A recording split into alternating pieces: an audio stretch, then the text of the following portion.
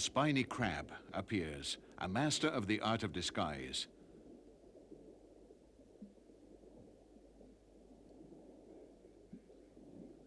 It very skillfully collects pieces of leaves and roots and carries them on its back, where its spines, bristles, and tubercles anchor them firmly.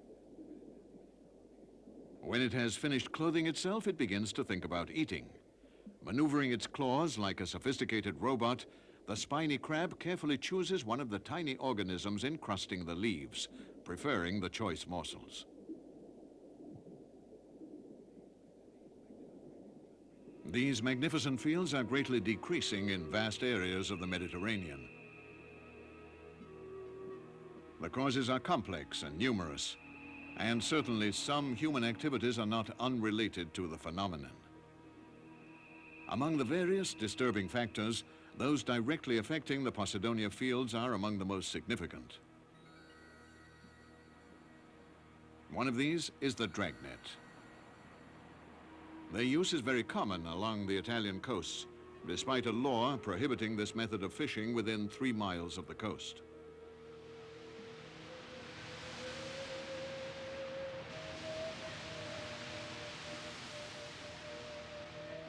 The great decrease in fishing hauls due to overexploitation of traditional fishing zones in the open sea and the almost total lack of appropriate controls has led some fishermen to operate in waters closer to the coast.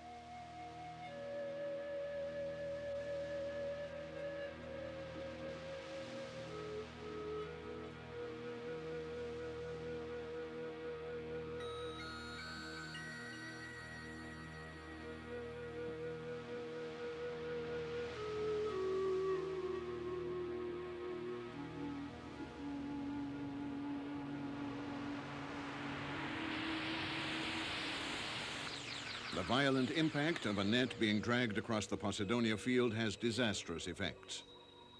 Besides shifting the sediment, it upsets the compact structure of the rhizomes. In this way, the field is unable to preserve the nutritive particles indispensable for its growth. This does not include the enormous quantity of leaves stripped away. During the summer season, when the vegetation is at its peak of development, nearly a ton of leaves are destroyed during every 6 minutes of dragging.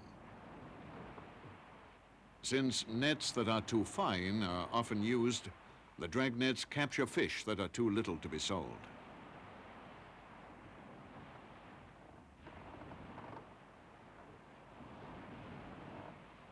The great decrease in the quantity of fish recorded during the last 15 years is the result of excessive and misguided exploitation of marine resources, considered wrongly to be limitless.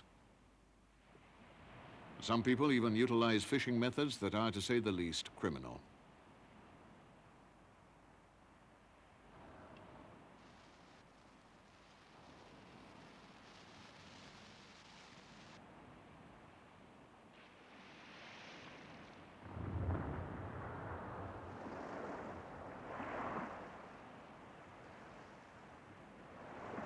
Fishing with bombs is still widely used in the Mediterranean. And it is very difficult to understand the motives of a fishing method whose destructive aspects far outweigh the productive ones.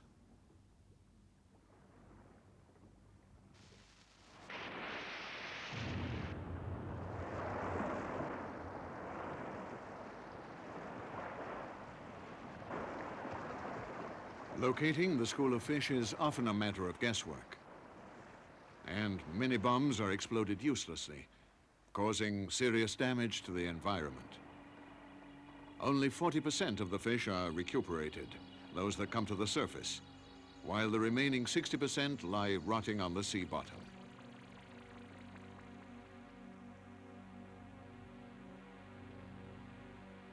This method of fishing, if it can be called that, often uses a hit-and-run strategy and is therefore difficult to control.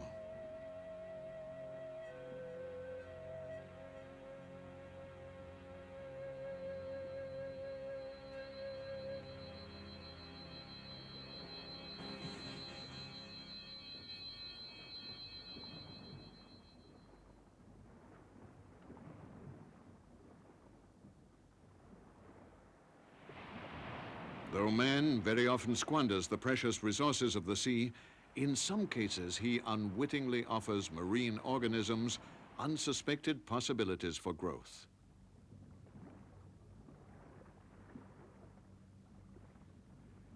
The wrecks of various types of vessels, such as this warship, lie abandoned all over the Mediterranean Sea bottom and provide the inhabitants of the sea with virgin territory for settlement.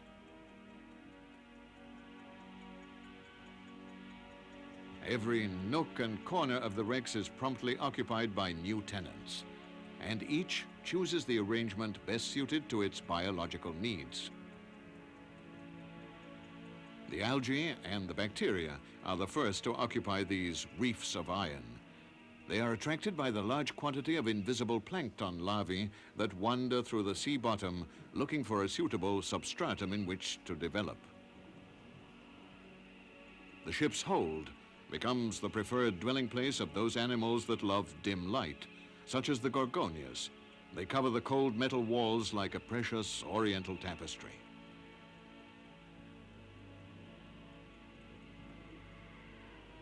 The ship's cabins, the domain of a lively incrustation of sponges, provide a refuge where fish can conceal themselves.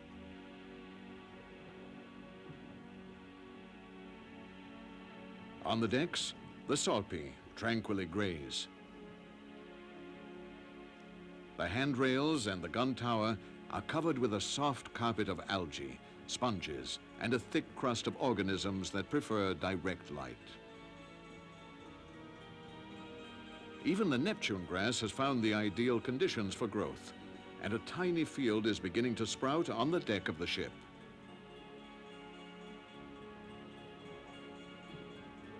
Once an instrument of death, this warship has now been transformed into a submerged island. Its infinite possibilities for refuge and food supplies make life burst forth there almost like magic.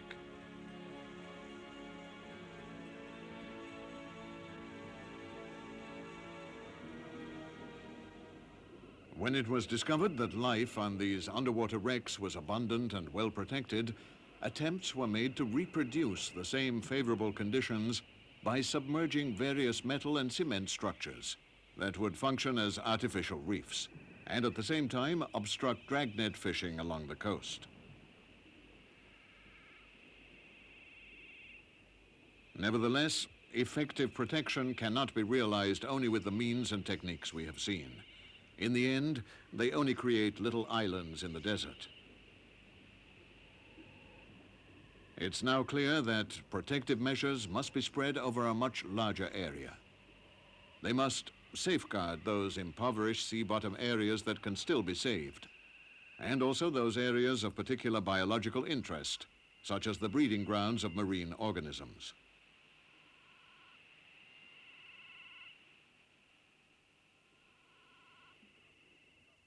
Italy is not the leading country in the Mediterranean regarding marine conservation, but marine reserves are finally being instituted.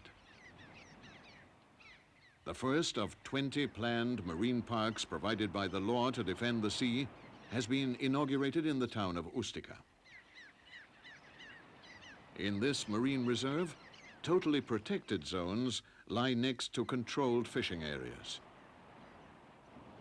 Rational management criteria should guarantee both an increase in the edible species, with obvious advantages for the local fishermen, and the defense of this valuable animal patrimony.